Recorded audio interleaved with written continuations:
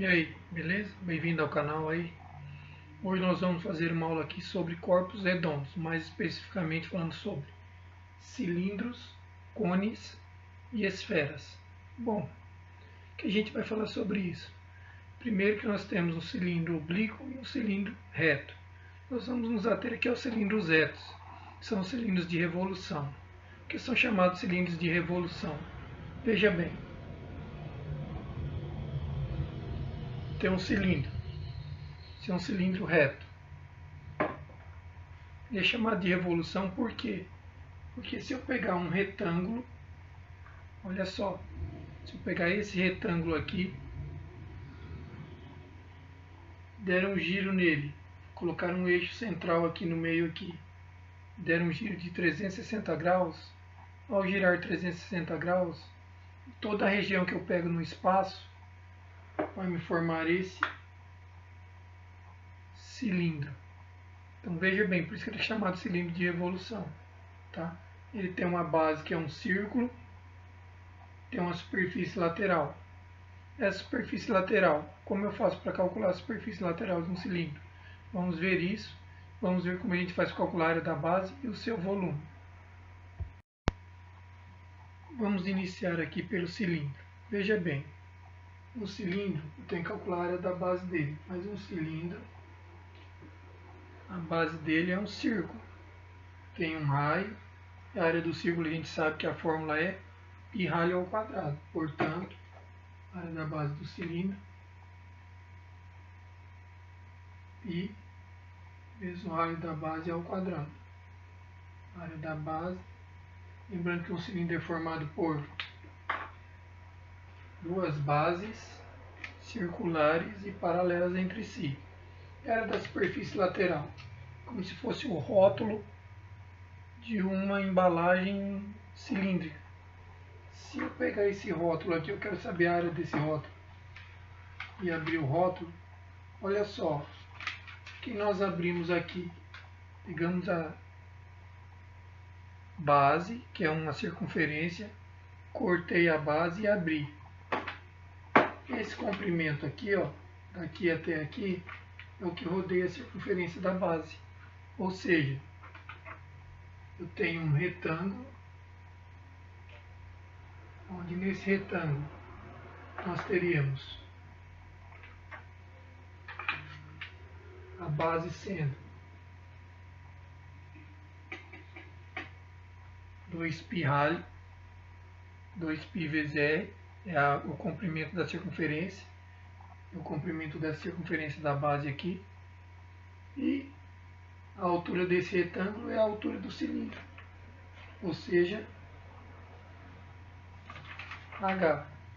Então nós temos que a área desse retângulo é comprimento vezes largura, base vezes altura, 2πr vezes h, que é a área da superfície lateral do cilindro, ou seja, 2π raio vezes a altura, área da superfície lateral do cilindro, 2πh. E a área total do cilindro? A área total do cilindro será a área da base mais a área lateral. Só que eu tenho duas bases, portanto, 2 vezes πr ao quadrado mais a área lateral, 2πrh.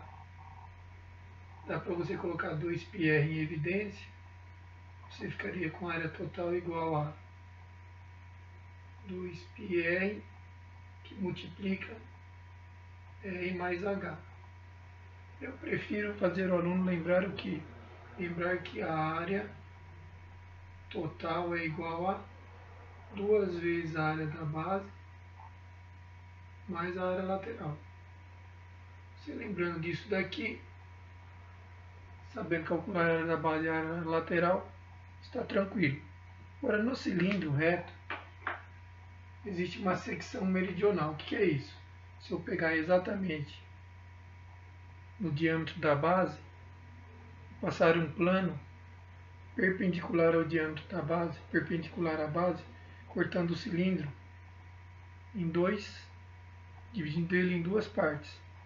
Essa região que eu formo aqui no meio aqui, ó, vai ser o que? Um quadrado, ou melhor, um retângulo. Esse retângulo formado aqui é chamado secção meridional. Qual é a área da secção meridional? Aqui é o diâmetro 2R e aqui é a altura H. Então 2R vezes H. Então nós temos que a área da secção meridional é igual a 2R vezes H. Não vai confundir secção meridional com área lateral. Área lateral, 2πRH. É π vezes maior que a área da secção meridiana, que é 2RH. Beleza? Importante saber essas partes aí. Existe um cilindro que é chamado cilindro equilátero. Quando um cilindro é chamado de equilátero? Quando essa região aqui, ó, você fizer a secção meridional nele, e a região formada aqui for um quadrado, ou seja, quando a altura do cilindro for igual ao diâmetro da base, 2R. Quando essa distância for igual a essa, vou ter um quadrado aqui e esse cilindro será chamado cilindro equilátero. Beleza? Voltamos aqui a ver o cone agora. Vamos ver o cone de evolução, cone reto. O cone é chamado de evolução reto porque se você pegar um triângulo retângulo, fizer um giro de 360 graus em torno de um dos seus catetos, a região formada vai ser um cone. Você vai ter um cone formado, um conezinho, um chapeuzinho de aniversário lá que a gente fala sempre. Um cone. Esse cone, a distância do vértice até a lateral da base aqui, a linha aqui da circunferência da base aqui, ó, a linha da circunferência da base, chamada geratriz. Por que geratriz? Porque se nós pegarmos o cone, traçarmos essa linha aqui, ó,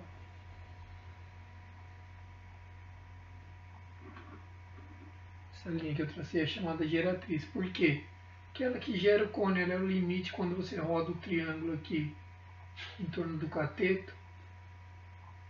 O limite do cone é a hipotenusa, que é a nossa geratriz.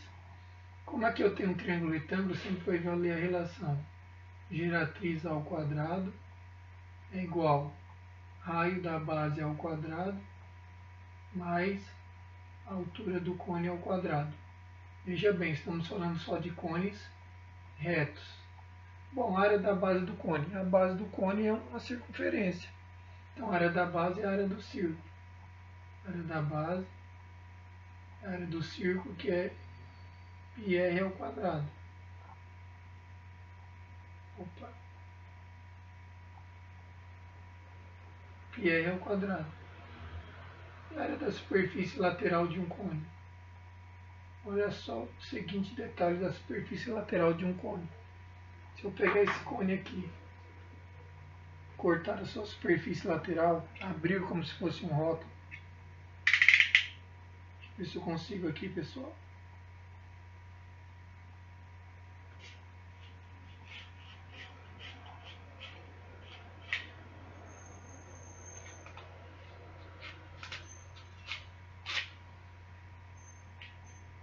Podia ter deixado cortado, mas quis mostrar para vocês como é feito. Se eu abrir esse link aqui, ó, tem uma dobra aqui. Cortei na onde? Na geratriz e abri ele. Vou formar o que aqui? Vou formar um setor circular. Setor circular, onde o raio desse setor é G e o comprimento desse setor é quem? É a circunferência da base do cone, que eu abri ela. Então eu teria aqui na superfície lateral um setor circular, onde o raio dele é a geratriz e o comprimento dele aqui é 2π vezes o raio da base, 2πr. Eu quero encontrar a área desse setor. Bom, se eu pensar, se eu completasse a circunferência toda aqui, ó, do setor, teria uma circunferência cujo raio era G. Então, a área do setor, que é a minha área lateral, AL, está diretamente proporcional à área do círculo, que se fosse completo, está diretamente proporcional ao comprimento do setor 2πr, assim como a área do círculo todo, πg ao quadrado, está diretamente proporcional ao comprimento do círculo todo. Se eu fechasse esse círculo aqui, ó, onde o raio dele é G, 2πg, 2π cancela com 2π, G ao quadrado cancela com G aqui, sobra AL vezes 1 AL é igual πg vezes R πrg, ou seja, a área lateral de um cone é dado pela fórmula πrg, π vezes raio da base vezes a geratriz do cone. Geratriz, hein? E a área total? A área total, você tem uma base só e uma área lateral, é a área da base mais a área lateral. Você tem a área total do cone. E o volume de um cone? O volume de um cone é igual ao volume da pirâmide, porque ele tem um vértice aqui, ó. Então, o volume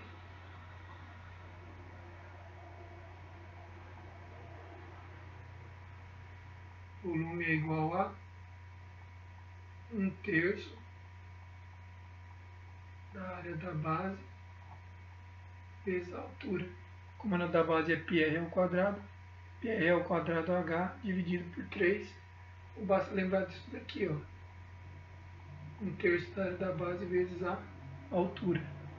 O cone também tem uma secção meridiana. O que seria isso? Pegar o cone e cortar ele no meio aqui, ó, por um plano perpendicular ao plano da base. Quando eu faço esse corte, eu divido o cone em duas metades, e a região que forma aqui no meio é um triângulo, onde esse triângulo, a base é o diâmetro da circunferência, 2r, e a altura dele é a altura do cone. Ou seja, a área da secção meridiana é base vezes a altura dividido por 2, 2r vezes h sobre 2, RH. Então eu tenho aqui a área da secção meridiana é igual a 2 raios, que é o comprimento, que é o diâmetro da base, vezes a altura do triângulo, que é a altura do cone, dividido por 2. A área dessa secção meridiana será R vezes H. É importante saber essas relações. Um cone pode ser chamado ainda de cone equilátero. Quando ele é chamado de cone equilátero? Quando esse triângulo da secção meridiana formado aqui for um triângulo equilátero. Ou seja, quando a geratriz G for igual ao diâmetro da base, for igual a 2r. Se G for igual a 2r, nós temos um cone equilátero. Beleza? Deu para relembrar aí? Vamos falar agora da esfera. Veja bem, a esfera é uma bola de futebol, uma bola de basquete, uma bolinha de tênis, são esferas. Eu tenho uma esferazinha. Essa esfera ela tem um círculo maior, que é o círculo meridional dela, como se fosse o equador dela. Esse círculo meridional, o maior círculo possível, determina o raio desse círculo, é o raio da esfera. Para a gente calcular a área da superfície esférica, da casquinha que envolve ela, a casca da laranja, tudo, você faz o que? A área da superfície esférica é 4 vezes π raio da esfera ao quadrado, 4πr ao quadrado. Eu vou entrar em detalhe de demonstração aqui nesse vídeo sobre essa fórmula. E quanto de volume tem essa esfera aqui? Qual é o volume dela? O volume dela é dado por 4π vezes o raio ao cubo dividido por 3. A gente mostra esse volume aqui pelo princípio de Cavalieri. Eu vou entrar no detalhe também da demonstração dessas fórmulas. O que a gente pode ter numa esfera? Imagina que você tem uma laranja, você descasca ela e você corta a tampinha dela. Você corta a tampinha, você vai ter feito uma secção aqui, ó, um círculo, e acaba formando um círculo menor com um raio menor do que o círculo central meridional. Essa é chamada secção meridiana. Como se a gente pegasse aqui, ó,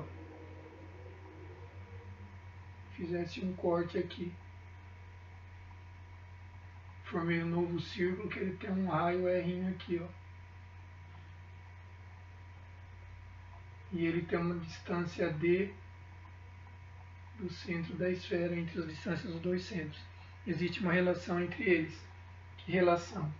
A relação é o seguinte: se você pegar e unir desse centro aqui da esfera até a ponta do raio formado lá, ó, figura que você forma um triângulo retângulo. Nesse triângulo retângulo vale o teorema de Pitágoras, onde esse traço que eu acabei de fazer aqui, o raio da esfera, que é a hipotenusa. Ou seja, aqui a distância é 90 graus, ó, o raio